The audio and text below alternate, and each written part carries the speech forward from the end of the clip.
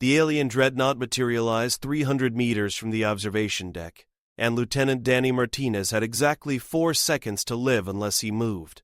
The Velcron warship's charging cannon glowed violet through the reinforced glass, energy coils spiraling with enough power to vaporize the entire station module. Danny grabbed Communications Officer Lisa Hoffman by her collar and threw both of them through the emergency bulkhead as the beam punched through space where they'd been standing.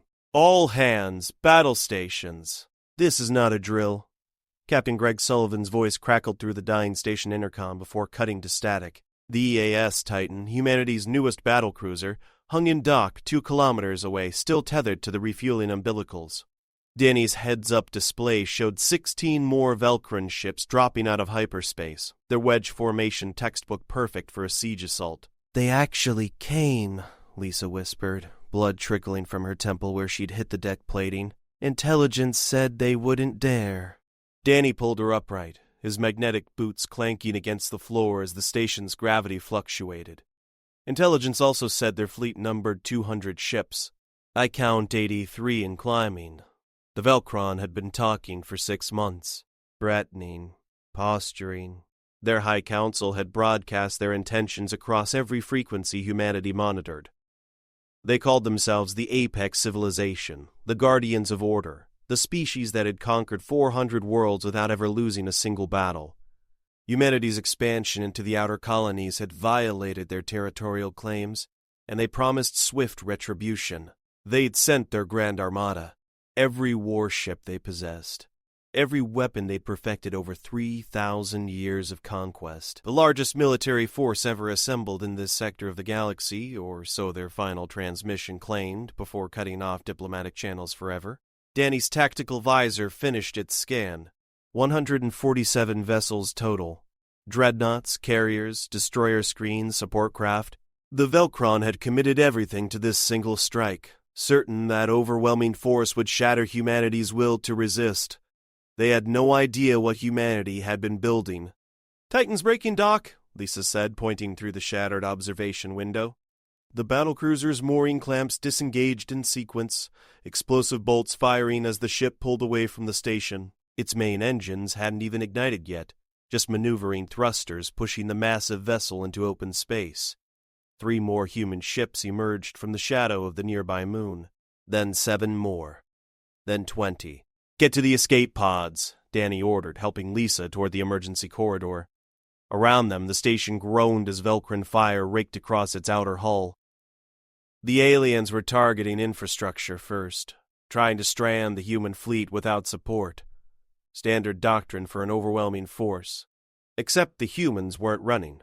The Titan's main guns deployed, railgun batteries extending from their armored housings. Along its spine, missile pods opened like mechanical flowers. And on every other human vessel now filling the combat zone, weapon systems activated in perfect synchronization. Danny reached the pod bay and strapped Lisa into a seat. Through the small porthole, he watched the Velcron formation advance, their ships moving with the confidence of a civilization that had never known defeat. Their energy shields shimmered, their missile tubes loaded, their boarding craft already launching toward the wounded station.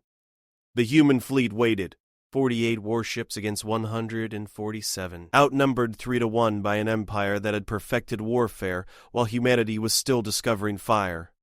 Captain Sullivan's voice returned, broadcasting on all frequencies, making sure the Velcron heard every word. "Weapons free. Show them why we don't quit." The Titan fired first. Not a warning shot. Not a probing attack.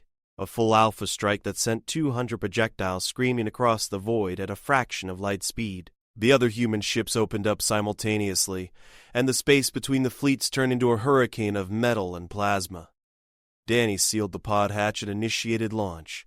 As the small craft shot away from the dying station, he had one last glimpse of the battlefield. The Velcron Vanguard, 12 of their finest dreadnoughts, simply ceased to exist. Not destroyed, not damaged. They just vanished in overlapping spheres of superheated gas where human railgun slugs had punched through their shields like they weren't even there. The aliens' greatest fleet had just learned something new. Humanity didn't fight fair, didn't follow ancient rules of engagement, and didn't care about reputation or honor. They cared about winning. The war had started badly for the Velcron, and it was about to get much worse. Danny's pod tumbled through space as explosions lit up the darkness behind him, each flash marking another alien warship learning the same hard lesson. The empire that conquered 400 worlds was about to discover what happened when they picked a fight with a species that had spent 10,000 years perfecting the art of killing each other. The High Council had called this their moment of ultimate triumph. They'd broadcast it across their entire civilization. Every Velcran world was watching, expecting to witness humanity's swift annihilation. Instead, they got a front-row seat to their own obsolescence. The human fleet wasn't retreating, wasn't calling for reinforcements, wasn't even breathing hard. They were just getting started. And the Velcron were about to understand why every other species in known space had given humanity a very wide berth. 23 seconds into the battle, the alien formation broke. Not tactically, not in good order.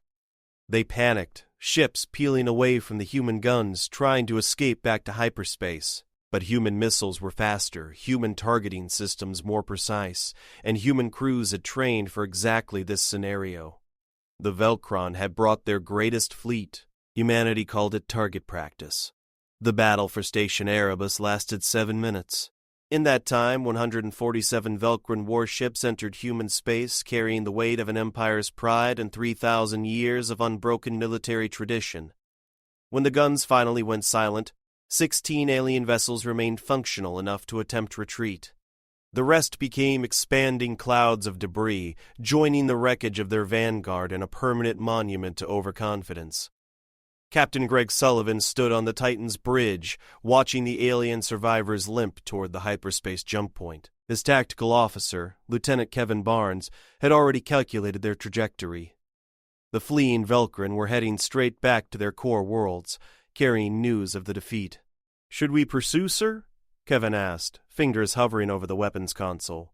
The Titan's railgun still had 70% ammunition capacity. Its missile tubes were reloading. The ship had barely broken a sweat. Greg shook his head. Let them run. Let them tell everyone what happened here. Sir, if we hit them now while they're scattered, we could end this war in one engagement. That's exactly why we let them go. Greg pulled up the tactical display, highlighting the retreating vessels. 16 ships full of witnesses, 16 crews who watched their unstoppable armada get torn apart in 7 minutes. 16 captains who will have to explain to the High Council how they lost 131 vessels without destroying a single human ship. The Titan's chief engineer, a wiry woman named Patricia Cole, emerged from the damage control station. "We took hits on decks 7 and 12, shields held at 42% minimum.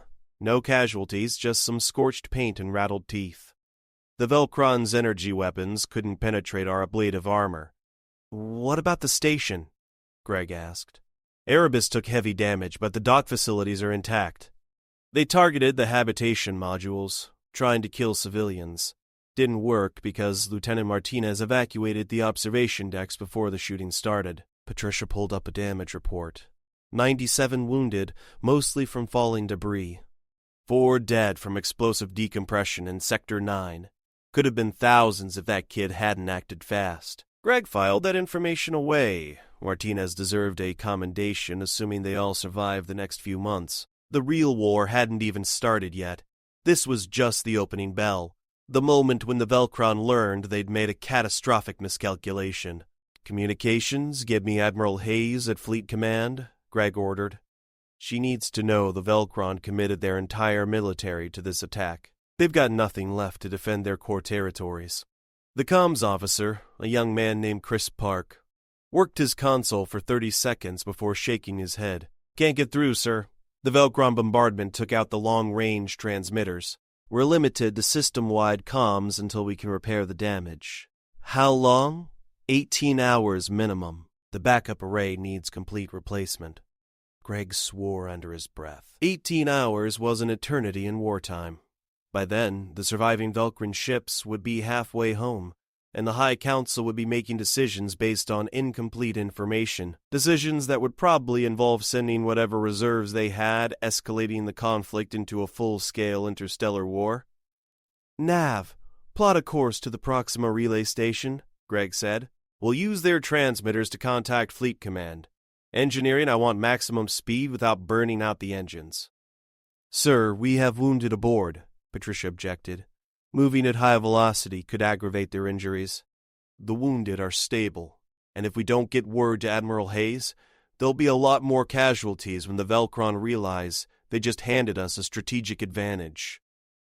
Greg pulled up the star charts. They sent everything here.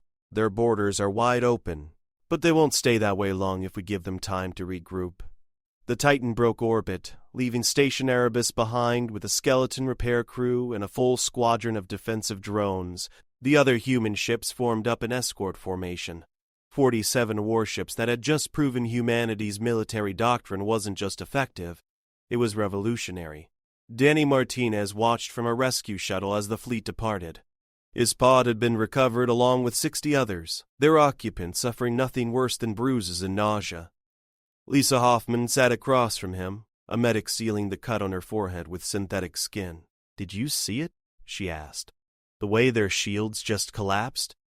Danny nodded. "Velcron technology is 3,000 years old, advanced, refined, perfected, but it's also stagnant.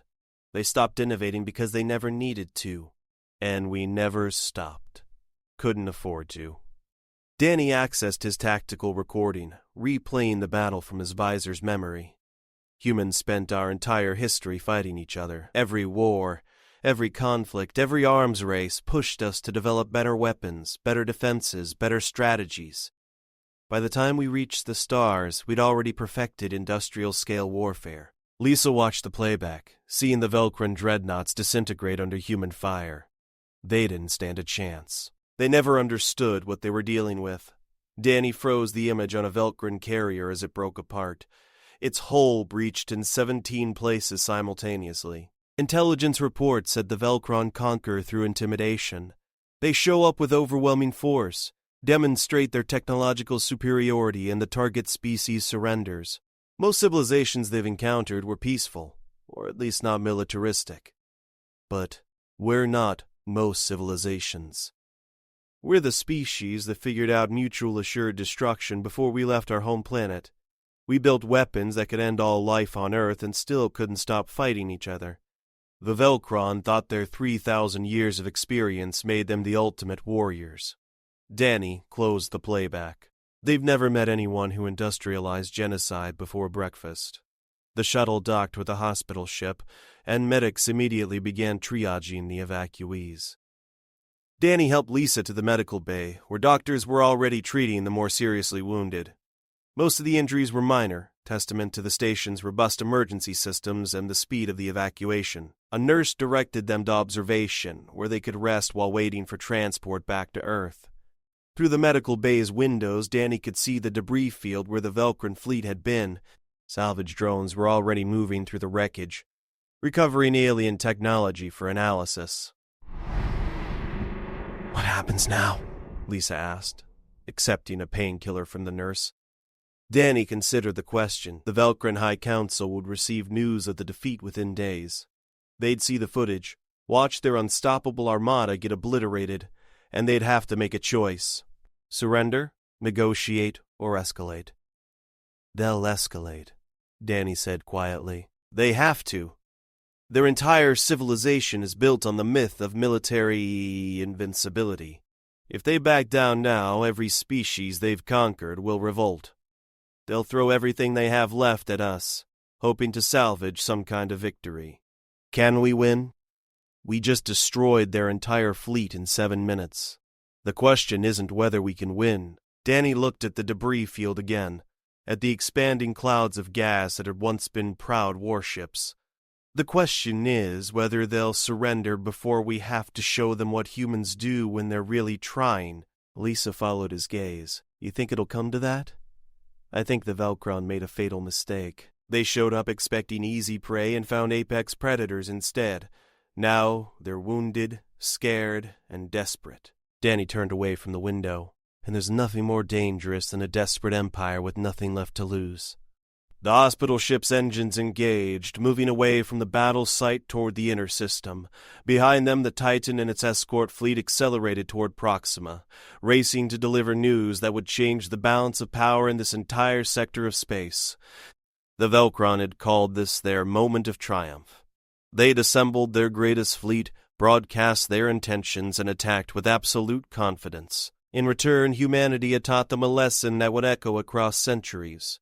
Never mistake restraint for weakness. Never assume technological age equals technological superiority.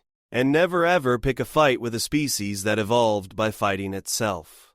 The war was far from over, but its outcome had already been decided in those 7 brutal minutes. The Velcron just didn't know it yet.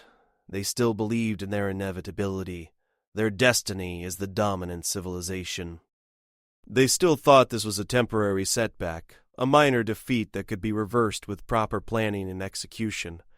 They had learned the truth soon enough. Humanity wasn't interested in territory or resources or prestige. Humanity just wanted to be left alone, and they were willing to kill anyone who wouldn't take the hint. The greatest fleet in Velcron history had become target practice. The rest of their empire was about to become a cautionary tale. Admiral Claire Hayes received the news 40 hours after the battle. The Titan's message, relayed through Proxima Station and boosted by 3 different communication satellites, finally reached Fleet Command on Mars with full tactical recordings and sensor logs. Claire watched the engagement footage 3 times before calling her senior staff into the war room. "They sent everything," she said, highlighting the Velcron force composition on the main display. 147 capital ships, 80% of their total military capacity according to intelligence estimates. General Frank Miller, commander of the Marine Corps Space Division, leaned forward in his chair. "And we destroyed them with less than 50 ships. The Titan's battle group wasn't even at full strength, because the Velcron were fighting yesterday's war." Claire pulled up comparative technology assessments. Their energy weapons are powerful, but slow to cycle. Their shields are effective against conventional explosives, but vulnerable to kinetic penetrators at relativistic speeds. Their tactical doctrine assumes enemies will try to match them ship to ship, fighting a war of attrition. "They didn't count on human railguns," said Commander Rachel Foster, head of weapons development. "Or our missile technology. Or the fact that we've spent 200 years figuring out how to kill things efficiently." Claire nodded. The question now was what we do with this advantage. The Velcron High Council will respond, and their response will determine whether this becomes a protracted conflict or a quick war. "Quick war sounds good," Frank said. "Strike their core worlds while they're disorganized. Force a surrender before they can regroup." "Quick war sounds like genocide," Claire countered. "We'd be attacking a civilization's home territory with overwhelming force. Billions of civilian casualties. They started this. And we can end it without becoming mass murderers." Claire closed the tactical display and opened diplomatic files. "The Velcron attacked because they believed we'd surrender. They need to believe we're strong enough to destroy them, but restrained enough not to. If we prove both, they'll negotiate." Rachel shook her head. "You're assuming they think like us. They might see restraint as weakness. Every report we have suggests the Velcron only understands strength. Then we demonstrate strength without slaughtering billions." Claire pulled up fleet deployments. "We have 92 warships in reserve. I want them mobilized and moving toward Velcron space within 12 hours. We establish a perimeter around their core systems, cut off their supply lines, and wait." "Wait for what?" Frank asked. "For them to realize they can't win. We blockade their territory, prevent any military action, and let their economy strangle itself. No invasions, no bombardments. Just a very clear demonstration that humanity controls this region now." "They could interpret that as an opportunity to rebuild their fleet," Rachel warned. "With what resources? They've committed everything to military expansion for 3,000 years. Their civilian infrastructure is neglected, their population is overtaxed, and their economy depends on tribute from conquered worlds. Cut them off from those tributaries, and the whole system collapses." Claire enlarged the strategic map. "We don't need to destroy the Velcron. We just need to make them understand that continued aggression means their civilization ends." The discussion continued for 3 hours, officers debating tactics and strategies while the clock ticked down. Finally, Claire made the decision she'd known was inevitable from the moment she saw the battle footage. We're going to offer them terms. One chance to surrender before we push into their territory. Make it clear this isn't negotiation. It's a warning. They can have peace or they can have extinction. But they don't get to keep threatening humanity. Frank looked like he wanted to argue, but he'd served with Claire long enough to recognize when her mind was made up. And if they refuse? Then we show them what the Titans battle group was just a preview of. Claire dismissed the staff officers and sat alone in the war room, staring at the star charts. Somewhere out there, the surviving Velcron ships were limping home. Their crews were composing reports trying to explain the inexplicable. How had the inferior humans, the primitive newcomers, destroyed an armada that had conquered 400 worlds? The answer was simple but terrifying for civilizations like the Velcron. Humanity hadn't just developed weapons technology. They'd weaponized their entire culture. Every human innovation, from agriculture to space travel, had been driven by conflict. They'd reached the stars not through peaceful cooperation, but through a desperate need to escape the wars they kept starting with each other. The Velcron had perfected war 3,000 years ago and stopped evolving. Humanity had never stopped perfecting it, because they'd never stopped fighting. And now, for the first time in their history, the Velcron faced an opponent who understood violence at a fundamental level they couldn't match. Claire initiated the communication protocols that would send humanity's terms to the Velcron High Council. The message was simple, direct, and absolutely non-negotiable. Surrender your military ambitions, accept human authority over the disputed territories, and live in peace. Or continue fighting and watch your civilization crumble. She didn't expect them to accept immediately. Pride would demand they try something, some last desperate gambit to salvage their reputation. But eventually, probably after a few more demonstrations of human military superiority, they'd see reason. Or they'd die trying to resist. Claire had learned long ago that some species couldn't adapt when their worldview shattered. The Velcron had built their entire civilization on the foundation of military dominance. Take that away, and what was left? The communication finished uploading, encrypted and compressed for faster-than-light transmission. In 3 days, the Velcron High Council would receive humanity's ultimatum. In 5 days, they'd respond. And in 7 days, one way or another, the war would enter its next phase. Claire hoped they'd choose peace. She really did. But she'd authorized the mobilization of humanity's reserve fleet just in case, and those ships were already moving into position. 92 warships, each one equipped with the same technology that had annihilated the Velcron Armada. Enough firepower to sterilize 12 worlds or blockade 100. The Velcron had called their fleet the greatest in history. They'd been right, in a way. It was the greatest fleet ever assembled by their civilization. It was also the fleet that taught humanity exactly how far ahead they'd jumped in the arms race. Now the question was whether the Velcron could accept that new reality, or whether pride would drive them to extinction. Claire would know the answer soon enough. In the meantime, she had a war to prepare for and a peace to hope for. Knowing that humanity was ready for either outcome, that was the advantage of being a species that had spent 10,000 years preparing for the apocalypse. When it finally arrived, you were ready. The Velcron High Council convened an emergency session as the surviving fleet commanders delivered their reports. Counselor Vex stood before his peers, his bioluminescent skin patterns flickering with barely controlled rage. The holographic display behind him showed the battle footage in horrifying detail, 16 different perspectives of humanity's warships tearing through Velcron defenses like they didn't exist. "This cannot be accurate," Council Speaker Zarn said, his voice harmonics betraying deep confusion. "Our simulations predicted a 97% probability of total victory. The humans had inferior numbers and limited combat experience." Fleet Commander Kresh, one of the 16 survivors, stepped forward. His carapace bore scorch marks from the battle, and his secondary eyes had clouded with trauma. "The simulations were wrong, honored speaker. The humans don't fight like any species we've encountered. They don't maneuver for position or attempt to disable vessels. They simply destroy everything in range with overwhelming firepower." "Impossible," Our shields are rated against kinetic strikes up to... Their kinetic weapons exceed our maximum ratings by a factor of 12. Kresh displayed the sensor logs. Human railguns accelerate projectiles to 0.07% of light speed.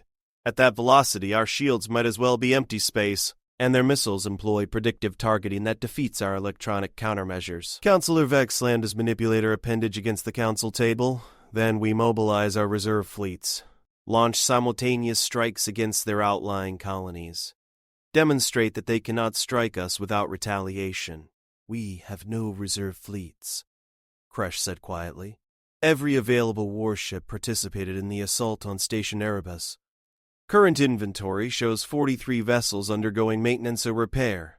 None are combat ready. The silence that followed was absolute. The Velkron Council had spent 3,000 years building their reputation as invincible conquerors. They had perfected the art of overwhelming force, arriving at target systems with such military superiority that resistance seemed pointless. Species after species had surrendered at the first sight of their fleet, understanding that opposition meant annihilation. Now their fleet was gone. 131 capital ships, destroyed in 7 minutes. The greatest military force their civilization had ever assembled, reduced to expanding debris clouds. And the humans had lost nothing. Not one ship, not one crew. "The humans have transmitted a message," said Counselor Thresh, the eldest member of the High Council. She activated a holographic display showing humanity's ultimatum. The terms were stark, unambiguous, and deeply humiliating. Speaker Zarn read through the demands, his bioluminescence dimming with each line. They want us to cede the outer colonies completely, withdraw all military vessels beyond our core systems, submit to human inspection of our shipyards and weapons facilities. This is not negotiation, it's capitulation. It's survival, Thresh countered. We attacked them expecting easy conquest. Instead, we discovered a species that views warfare as we view breathing. Natural, instinctive. They've been fighting each other for their entire evolutionary history. Then they're savages. They're effective, which makes them dangerous. Thresh pulled up intelligence reports accumulated over humanity's first century in space. Look at their history. They nearly destroyed themselves 17 times before achieving spaceflight. Nuclear weapons, biological warfare, artificial plagues, environmental collapse. Every disaster that should have ended their species only made them stronger. Vex studied the reports, his pattern shifting to analytical mode. They practice warfare against themselves? Constantly. Their planet has over 200 independent nations that regularly engage in armed conflict. They've developed weapons technology not for expansion or conquest, but for mutual destruction. When they finally achieved interstellar travel, they brought 10,000 years of military innovation with them. "And we attacked them," Kresh said, comprehension dawning. "We attacked a species that weaponizes everything." The implications spread through the council chamber like a virus. The Velkron had encountered hundreds of civilizations during their expansion. Most were peaceful, developing space travel through cooperative effort and shared resources. A few were aggressive, but their military capabilities were limited by inexperience and resource constraints. Humanity was different. They'd reached the stars despite themselves, dragging their weapons and hatreds along for the ride. Every human innovation came with a military application. Their merchant vessels were armed. Their colony transports carried enough firepower to wage war. Even their civilian stations mounted defensive systems that could destroy Velkron warships. "We cannot accept these terms," Vex insisted. "Our tributary worlds are watching. If we surrender to the humans, every species we've conquered will revolt. The Empire will collapse."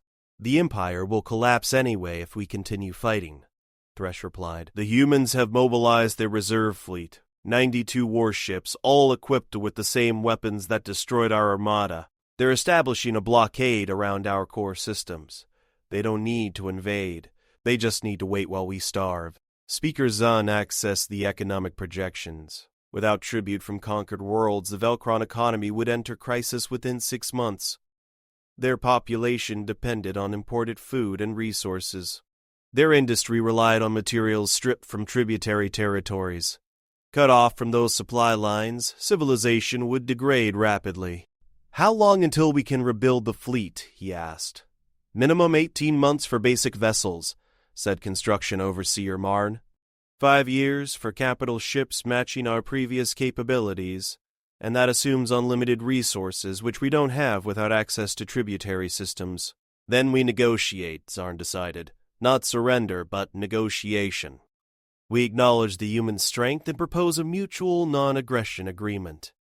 "They'll never accept," Kresh warned. "The humans aren't interested in diplomacy, their message made that clear. This is an ultimatum, not an opening offer." Vex stood, his patterns blazing with defiance. "Then we fight. Mobilize every vessel that can fly. Convert merchant ships to military use. Train civilian crews. The Velkron have never surrendered, and we will not start now.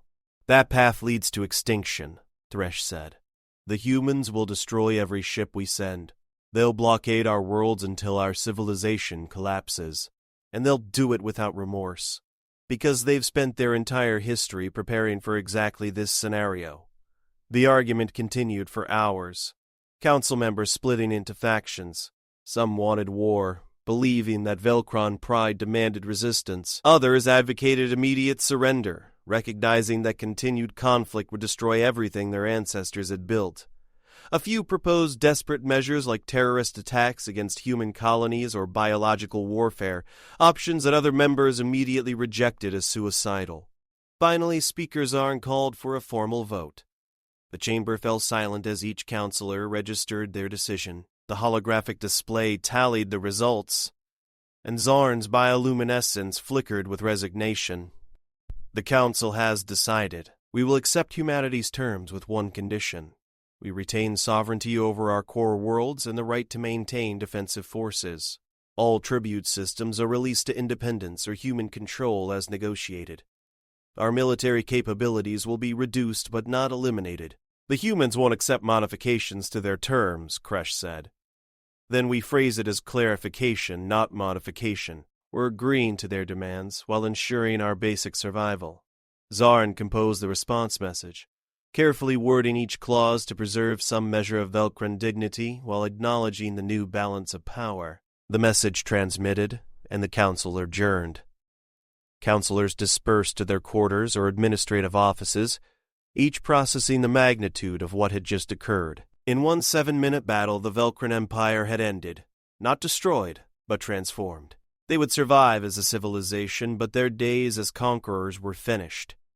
Vex retreated to his private chamber and accessed the battle footage again. He watched human warships maneuver with casual precision, their weapon systems operating with mechanical efficiency. No wasted movement, no hesitation, no mercy.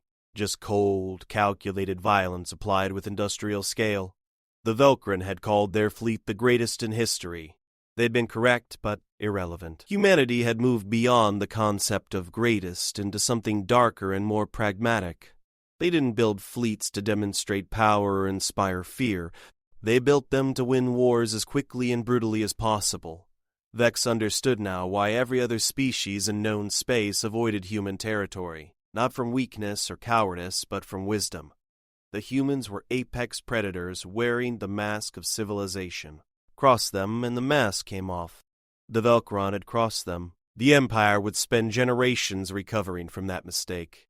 Admiral Claire Hayes watched the Velkran response arrive at Fleet Command, transmitted through official diplomatic channels with proper encryption and protocols. She read through their acceptance of humanity's terms, noting the careful phrasing that tried to preserve some dignity while acknowledging total defeat. "They're agreeing to everything," General Frank Miller said, reading over her shoulder. "Complete withdrawal from disputed territories, military reductions, inspection protocols." They folded completely. They didn't have a choice. Claire highlighted specific clauses in the agreement. "They're asking to keep defensive forces in their core systems. That's reasonable, and it gives them something to present to their population as a victory. We're letting them save face. We're letting them survive. That's more generous than they deserve after attacking us." Claire approved the response, officially accepting the Velcron surrender and establishing timelines for implementation. War's over, Frank. We won without invading a single world or killing a single civilian. The Velcron killed 4 people at Station Erebus. And we killed thousands of their military personnel. I'd call that proportionate. Claire closed the diplomatic files and pulled up fleet deployment orders. Start recalling our ships. Keep a presence near Velcron space for now, but we don't need a full blockade anymore. They're broken. The orders transmitted, and across human-controlled space, warships began standing down from combat readiness. The Titan returned to its dock at Erebus Station for repairs and resupply. Other vessels dispersed to patrol routes, or returned to their home bases. The war that had threatened to engulf the entire sector ended as quickly as it had started. Danny Martinez stood on the rebuilt observation deck of Station Erebus, watching the Titan maneuver into position. The damage from the Velcron attack had been repaired, new modules replacing the destroyed sections. Fresh armor plating covered the scorch marks. An enhanced defensive system sprouted from every surface like mechanical thorns. Lisa Hoffman joined him at the window, her forehead scar barely visible under the synthetic skin graft. They're saying we started a new era, human dominance in this sector of space. We didn't want dominance, Danny said. We just wanted to be left alone. And we demonstrated what happens when people don't leave us alone. Lisa pulled up news feeds on her tablet, showing reactions from across human space. Celebrations in some systems, concern in others. Nobody had expected the war to end so quickly or decisively. The Velcron had been threatening everyone for centuries. Now they're defanged, and 100 species are suddenly interested in talking to humanity. Wonderful. More potential conflicts. Or allies. Species that see us as protection against other aggressive empires. Lisa showed him diplomatic requests. Dozens of civilizations requesting meetings or treaties. We're not just survivors anymore. We're a major power whether we want to be or not. Danny considered the implications. Humanity had reached space, hoping to find peace and prosperity among the stars. Instead, they'd found the same conflicts and threats that had plagued him on Earth. The difference was scale. Wars between nations became wars between worlds. Territorial disputes expanded from continents to solar systems. But the fundamental truth remained unchanged. Humans were really good at violence. 10,000 years of practice had refined their abilities to kill and destroy. They'd brought those skills to space, and the first major empire that challenged them had learned a painful lesson about human capabilities. Think there'll be more wars? Lisa asked. Definitely. There's always another war. Danny watched the Titan complete its docking sequence, but maybe the Velcron's defeat will make the next one shorter. Maybe other species will think twice before testing humanity's patience. Or maybe they'll see us as a threat that needs to be eliminated before we become too powerful. Then they'll learn the same lesson the Velcron did. Danny turned away from the window. We didn't ask for this. We didn't want to be warriors or conquerors. But we're not going to let anyone push us around either. If that makes us a threat, so be it. They left the observation deck and returned to their duties. Station Erebus was busy with reconstruction efforts, expanding to accommodate increased military presence and diplomatic traffic. The facility that had been a quiet refueling station was becoming a major hub of human activity in this sector.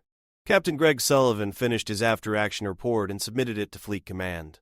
The document detailed every aspect of the battle, from initial engagement to final ceasefire, technical analysis of Velcron weapons and shields, assessment of human weapon performance, recommendations for future engagements based on lessons learned.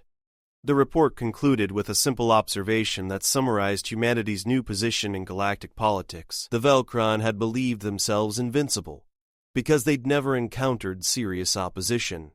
Their military doctrine assumed technological superiority, and overwhelming force would always prevail. They'd conquered 400 worlds through intimidation and shock attacks. Humanity had developed different assumptions. They assumed every potential enemy was dangerous, that every conflict could escalate to total war, that survival meant being prepared for the worst possible scenario. Those assumptions had driven human military development for millennia, creating a civilization that was arguably overprepared for almost any threat. The Velkron's greatest fleet had encountered humanity's standard defensive posture and been annihilated in minutes. That disparity represented more than just technological advantage. It represented fundamentally different approaches to warfare and survival. Greg filed the report and dismissed his bridge crew for well-deserved rest. The Titan would spend the next 3 months in dock undergoing maintenance and upgrades. New weapon systems were already being installed, improvements based on performance data from the battle. By the time the ship returned to active duty, it would be even more formidable than before. That was the human way. Never stop improving, never stop innovating, never stop preparing for the next threat. It had kept humanity alive through countless self-inflicted disasters. Now it would keep them alive among the stars, whether other species liked it or not. The war was over, but its consequences would echo for generations. The Velkron Empire had collapsed, not through invasion or genocide, but through simple demonstration of military superiority. Their tributary worlds were already declaring independence, and the High Council lacked the forces to stop them. Within a year, the empire that had dominated this region for 3,000 years would be reduced to a handful of core systems desperately trying to rebuild, and humanity would be the new dominant power, not through conquest but through deterrence. They'd proven they could defend themselves and destroy anyone foolish enough to attack. That reputation would spread, and other civilizations would adjust their plans accordingly. Some would seek alliance, hoping humanity's military might could protect them. Others would avoid human space entirely, unwilling to risk confrontation. A few would plot revenge or preemptive strikes, believing that humanity needed to be eliminated before becoming unstoppable. All of them would eventually learn the same lesson. Humans didn't start fights, but they finished them. Decisively, brutally, and with extreme prejudice. 10,000 years of warfare had created a species uniquely adapted to survive in a hostile universe. The Velkron had called their fleet the greatest in history. They'd meant it as a boast, a demonstration of power meant to cow humanity into submission. Instead, it had become humanity's introduction to galactic politics, a 7-minute demonstration that explained everything other species needed to know about the newcomers from Earth. Admiral Hayes reviewed casualty reports from the war. 4 dead at Station Erebus, 97 wounded. No military casualties on human ships. The Velkron had lost over 30,000 crew members killed when their vessels were destroyed. The disparity was so extreme it seemed almost unfair. But war wasn't fair. War was about winning, about protecting your people and destroying your enemies. Humanity had spent millennia perfecting that particular skill set, and they'd finally found a use for it that didn't involve killing each other. Claire approved memorial services for the 4 civilians killed in the initial attack, and authorized commendations for Station Erebus personnel who had evacuated the facility under fire. She filed reports with the civilian government and prepared briefings for diplomatic channels. The military aspects of the war were finished, but the political consequences would require careful management. Humanity had just become a major player in galactic affairs. How they handled that responsibility would determine whether they became a force for stability or another aggressive empire like the Velkron. Claire knew which path she preferred, but the decision ultimately rested with billions of humans across dozens of worlds. She could only hope they chose wisely, because if humanity decided to use its military superiority for expansion rather than defense, the galaxy would face a threat unlike anything it had ever seen. A species that had nearly destroyed itself multiple times, but always survived, always adapted, always emerged stronger. The Velkron had learned that lesson painfully. Claire hoped it wouldn't need to be taught again.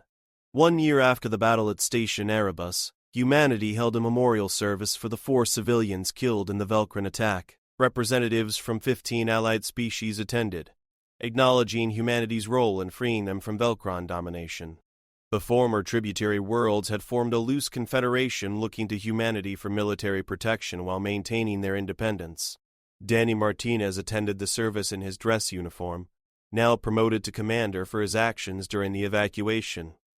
He stood beside Lisa Hoffman, also promoted, as speakers honored the dead and celebrated the peace that had followed their sacrifice. 4 people, Lisa whispered. We lost 4 people, and the entire balance of power in this sector changed. The Velkron lost 30,000 and their empire collapsed, Danny replied. 4 deaths versus 30,000. Still feels like we got off easy. Because we did. Because we were better prepared, better armed, and better trained. Lisa looked at the memorial wall displaying the names of the deceased. The Velcron expected easy conquest. They got a war instead, and they couldn't handle it.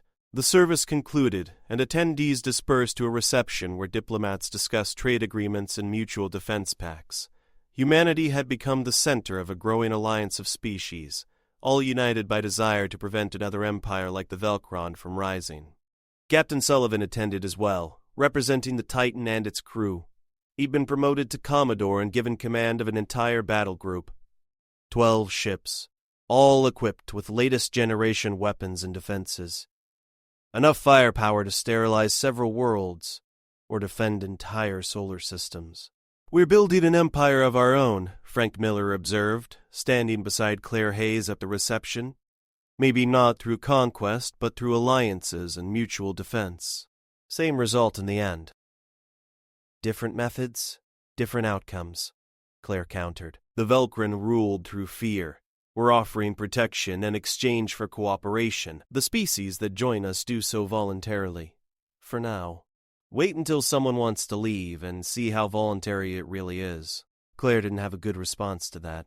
She'd been thinking about the same issue, worried that humanity's role as protector would gradually transform into domination. It would be subtle, incremental, justified by security concerns. But the result would be the same. Another empire, built on different foundations but equally controlling. "We'll have to be careful," she said finally. "Make sure we remember why we're doing this. Defense, not conquest. Protection, not domination. That's the theory. History suggests otherwise." The reception continued late into the station's artificial night cycle. Diplomats made promises and forged alliances. Military officers discussed joint training exercises and shared intelligence. Scientists exchanged data on various technologies. Humanity had opened its doors to the galaxy, and the galaxy had responded enthusiastically. For better or worse, humanity was no longer alone among the stars. They'd proven themselves capable defenders and devastating attackers. Other species would judge them based on what they did with that power, and history would remember whether they used it wisely. The Velcron's greatest fleet had become target practice. That demonstration of human military capability had changed everything. Now humanity had to decide what kind of civilization they wanted to build with the reputation they'd earned. Time would tell if they made the right choice.